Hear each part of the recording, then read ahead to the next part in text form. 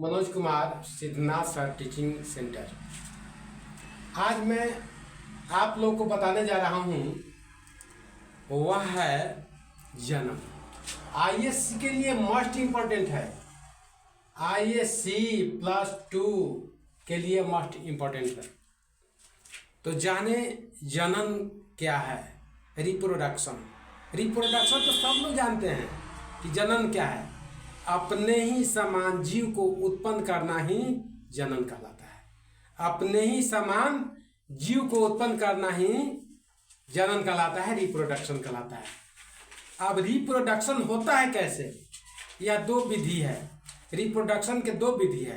पहला है जिसको कहते हैं कि लैंगिक प्रजनन, सेक्सुअल रिप्रोडक्शन, और दूसरा है अलैंगिक प्रजनन, एसेक्सुअल रिप्रोडक्शन।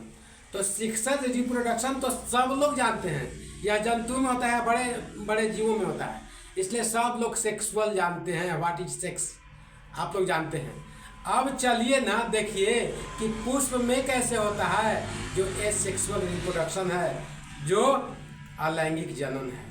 फूल आप सब लोग देखे होंगे, लेकिन फूल देखे हैं तो उसमें देखें कि फूल में कैसे रिप्रोडक्शन होता है।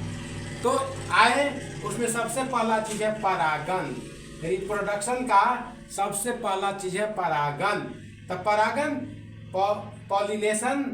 पॉलिनेशन कहता है, आप फूल को छू करके देखेंगे, जब छुएंगे तो उसमें चट का चटीला पदार्थ रहता है, उसको कहते हैं परागकण। उसको कहते हैं परागकण। देखिए इसमें परागकण है, यहाँ देखिए ये परागकण है, पराग लिए हुए है। और यह है पुंकेसर। परागकण पुंकेसर पर होता है, और यह जो है वह स्त्रीकेसर, यह जनन अंग है। तो कहता है कि जब परागकण परागकोश से निकलकर, जब परागकण पुंकेसर से निकल करके और स्त्रीकेसर पर पहुंचता है, तो इस क्रिया को ही हम लोग परागकण कहते हैं, परागन कहते हैं। जब परागकण परागकोश से निकलकर पुष्प के वर्तिकाग्र तक पहुंचता है, तो इस जनन क्रिया को परागन कहते हैं। आ गया होगा समझ में। अर्थात पुंकेसर जब वर्तिकाग्र पर स्त्रीकेसर पर टपक पड़ता है, तो इससे जो क्रिया होती है, इसे जनन क्रिया कहते हैं, इसे ही परागन कहते हैं। अब परागन आपको पता होगा कि परागन दो तरह के होता है। पहला परागन को स्वपरागन कहते हैं, सेल्फ पॉलिनेशन कहते हैं, और दूसरे परागन को पर परागन कहते हैं।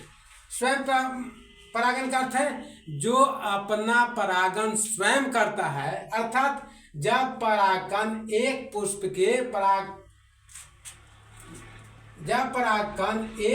से एक ही पुष्प में वर्तिकाग्र पर पहुंचता है, तो उसे कहते हैं स्वयं परागन। और जब एक पुष्प से दूसरे पुष्प पर पहुंच जाता है, उसको कहते हैं पर परागन, क्रॉस पॉलिनेशन। एक पुष्प से दूसरे पुष्प पर जब परागन चला जाता है, तो उसको कहते हैं पर परागन। अब स्वयं परागन में तो हो सकता है कि अपने आप हो जाता है, परागकण वर्तिकाग्र पहुंच जाता है, लेकिन पर परागन कैसे पहुंचता है, तो उसके पहुंचने के लिए सब साधन है। पहला है कीट, इंसेक्ट, कीट इंसेक्ट। तब दूसरा है पक्षी, बर्ड, नहीं पक्षी परागन, कीट परागन, जानवर, एनिमल परागन, जल, वाटर परागन, वायु, एयर परागन।